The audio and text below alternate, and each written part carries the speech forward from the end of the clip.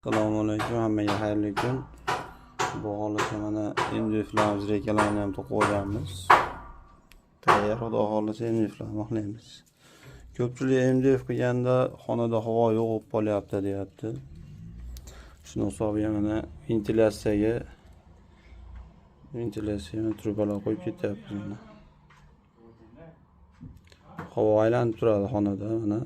Xudo xolisa havo yo'q qolyapti deganlarga mana bilganlarga eslatma, bilmaganlarga shunaqa aylanma havo turbalarni qo'yib ketsanglar, xonada havo aylanib, xudo xolisa